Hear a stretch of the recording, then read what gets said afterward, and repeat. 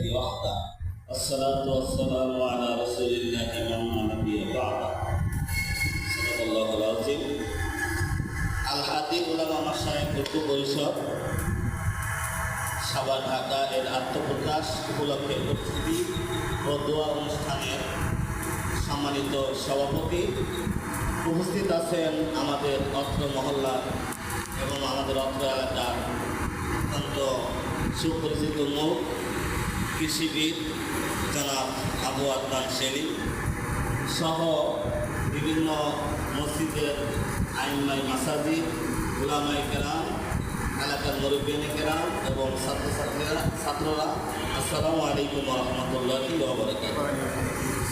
আসলে আমাকে গঠনতন্ত্রের উপর কথা বলতে বলা হয়েছে। গঠনতন্ত্রের উপর ওইভাবে কথা না, শুধু গঠনতন্ত্রটা সংক্ষেপে আপনাদের সামনে পাঠ করব। কারণ হলো প্রত্যেকটা জিনিসেরই একটা পরিচিতি লাগে এবং প্রত্যেকটা জিনিসেরই একটা ব্যবহার বিধি লাগে।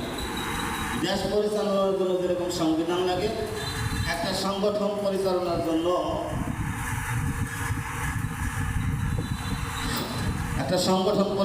জন্য ওইরকম একটা গঠনতন্ত্র লাগে। তো আমরা সংক্ষিপ্ত পরিসরে একটা গঠনতন্ত্র তৈরি করেছি। এই গঠনতন্ত্রটা আপনাদের সামনে আমি পেশ করব। তার আগে একটি কথা না বললেই নয়, যেই চেতনা থেকে আমাদের এই সংগঠনটা তৈরি সেটা হলো আলেমগণ নানা মতে যেতে হবে নবীর পথে। সকল আলেমদেরকে একটা স্থানে গিয়া একমত হইতে হবে যে নবীর মতেই মত, তারাই হলো উম্মত। নবীর মতে আমাদের সকল আলেমদের ঐক্যমত হতে হবে। এই সমাজটা নষ্ট হওয়ার পিছনে আমি ব্যক্তিগতভাবে মনে করি দুইটা শ্রেণী দায়ী। একটা হলো উলামায়ে কেরামদের একটা অংশ, দেশে যত মত পথ ফেরকা তৈরি হয়েছে, বাতিল ফেরকা তৈরি হয়েছে, প্রত্যেকটার পিছনে কোনো না কোনো আলেম রয়েছে। তাহলে আলেমরা এই অংশে একদিক দিয়ে দায়ী। আর যারা সমাজপতি আছেন তারাও হলো সুলতান জিল্লুল্লাহ, সমাজ যারা পরিচালনা করবে তারা হলো আল্লাহ ছায়া।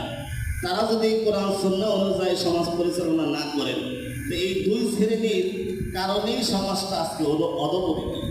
এই জন্য আমরা উলামায়ে কেরাম ঐক্যমত্য হওয়ার চেষ্টা করেছি এবং আমাদের মেসেজটাও আমরা সমাজপতিদের কাছে দিব।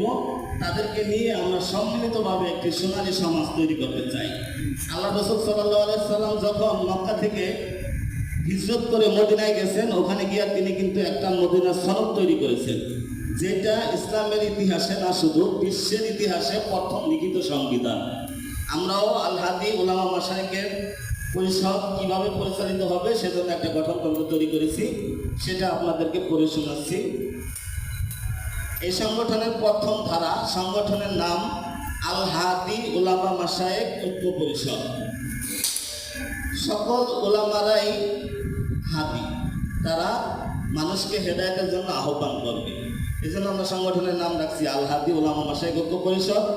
এটা কেন্দ্রীয় অফিস, ঠিকানা গ্রাম দেওগাঁও, ডাকঘর রাজাসন, সাভার, ঢাকা। এটা হলো বর্তমান কেন্দ্রীয় অফিস। ধারা ৩, সংগঠনের লক্ষ্য সংগঠনভুক্ত সকল ঘরানার আলেম ওলামাদের মধ্যে সম্প্রীতির বন্ধন, ঐক্যবদ্ধভাবে একে অপরের সমস্যার ইনসাফ ভিত্তিক সুষ্ঠু সমাধান ও সমাজ উন্নয়নের সার্বিক ভূমিকা পালন। এখানে দুইটা কথা বিশেষভাবে পরিধানযোগ্য, একটা হইল আলেম ওলামারা সমাজে সবচেয়ে বেশি অবহেলিত। যদিও তারা মানুষের মুখে মুখে বলে যে সম্মানের পাত্র।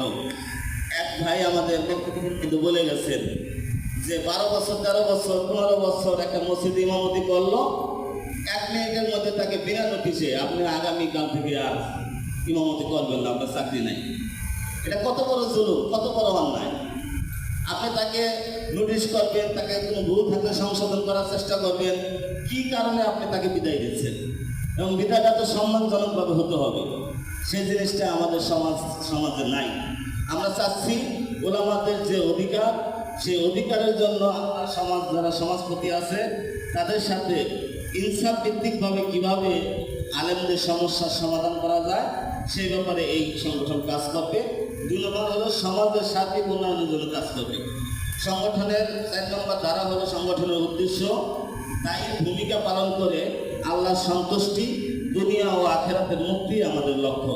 অন্য কোনো লক্ষ্য নাই, আমাদের পকেট ভারী করার কোনো উদ্দেশ্য নাই।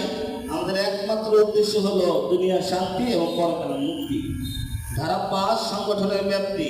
প্রথমত দেওগাঁও এলাকা, তৎসংলগ্ন চাপাই, রাজাসর। সময়ের ব্যবধানে গোটা সাভার অঞ্চলে আমরা সংগঠনকে ছড়িয়ে দিতে চাই।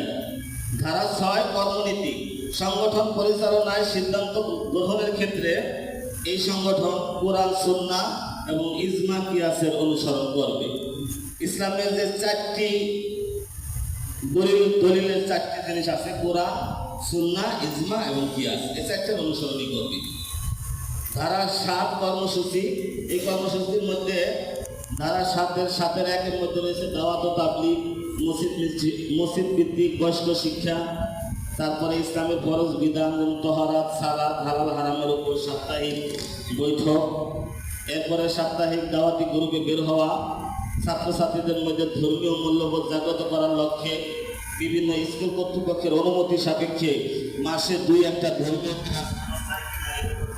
কথা বলা, কৃতি ছাত্রছাত্রীদের মধ্যে ছাত্রছাত্রীদেরকে সাংগঠনিক কর্তৃক সম্বোধনা দেওয়া, পরীক্ষার্থীদের জন্য দোয়া, নতুন ফারেক, হাফেজ ও আলেমদের সম্বোধনা দেওয়া, যুবক, বয়স্ক ও মহিলাদের ভিতরে শ্রেণীভিত্তিক সংগঠন কর্তৃক মনোনীত ব্যক্তিদের মাধ্যমে ট্রেনিং প্রোগ্রাম, গরিব ও মেধাবী ছাত্রদের জন্য শিক্ষাবৃত্তি চালুকরণ, মসজিদ ভিত্তিক প্রাত্যহিক মক্তব চালু রাখার ব্যবস্থা করা।